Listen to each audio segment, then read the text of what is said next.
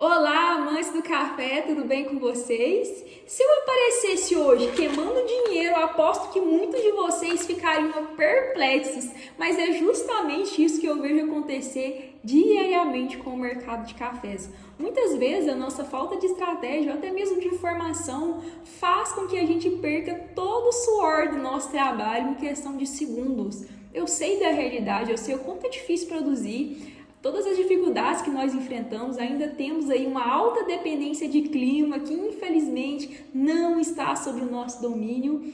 E muitas vezes, aumentar 5 sacas de produtividade é muito difícil, a gente só a camisa e ainda assim somos dependentes de clima. Mas para perder 5 sacas em questão de comercialização, a gente faz isso em questão de segundos, tá? Por isso hoje eu vim compartilhar um pouquinho com vocês daquilo que eu venho aprendendo sobre o mercado de cafés. Esse conteúdo ficaria um pouco extenso, por isso eu dividi isso em vídeos. E nesse primeiro vídeo a gente vai abordar sobre os agentes formadores de preço do café e o que podemos esperar do preço até o final da safra. Bom, o Brasil é o maior produtor mundial de café, por isso tudo que ocorre aqui, de certa forma, influencia a nossa produção, acaba impactando sobre os preços e cotação do café. A primeira influência que a gente precisa lembrar é em relação à taxa cambial, que nada mais é que a conversão do dólar em reais, já que o nosso café é comercializado em dólar. Por isso, na hora de comercializar, a gente sempre fica naquela expectativa e esperança que o dólar suba de preço e assim aumente a nossa conversão em reais. Mas isso também quer dizer que aquele café tão falado de R$ 1.500 aconteceu principalmente devido ao aumento significativo do dólar, que chegou a quase R$ 6, e não devido a nenhum político, tampouco em relação à pandemia. Mas o coração da formação de preços no café é a lei da oferta e demanda. Nesse momento nós não temos nenhuma expectativa de recessão mundial, nada que indique uma redução no consumo de cafés. Por outro lado, nada que aumente aí o consumo de cafés de forma significativa. Então vamos considerar que a oferta será a nossa grande agente de formação de preço durante a safra. E nós sabemos que agora, durante a colheita, em função dos altos custos operacionais, normalmente é o momento que os produtores mais comercializam cafés e, consequentemente, é o momento que nós mais podemos esperar quedas significativas de preço.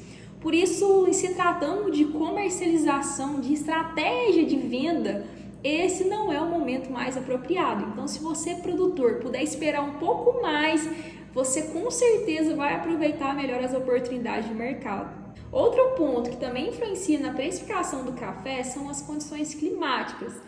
Tudo que indique que as condições vão ser mais favoráveis à nossa produção faz com que o preço diminua.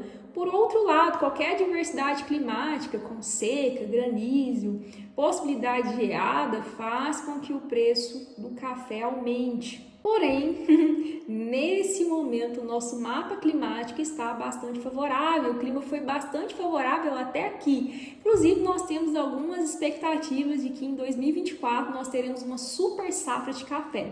Por isso, se tratando de clima, em função de formação de preços, as expectativas para preço nesse momento não são favoráveis. A menos que a gente tenha alguma adversidade climática a partir daqui que justifique uma menor produção para 2024. Mas também a gente não pode torcer por isso. Afinal, nenhum de vocês gostaria de ser contemplado com uma geada ou com uma seca drástica, não é mesmo?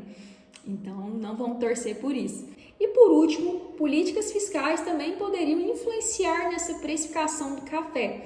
A exemplo, a Europa poderia, por exemplo, sobretaxar os cafés brasileiros em relação aos cafés colombianos, com a premissa de que estaria ajudando pequenos produtores com menor poder aquisitivo. E por último, as políticas públicas também influenciam na precificação do café.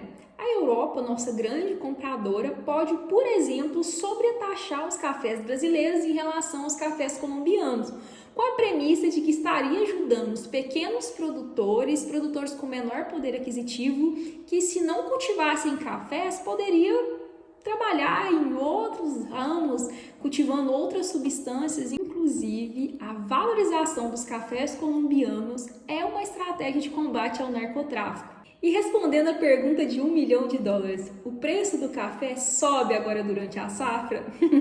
Muito pouco provável, a menos que a gente tenha alguma diversidade climática, o que não seria bom.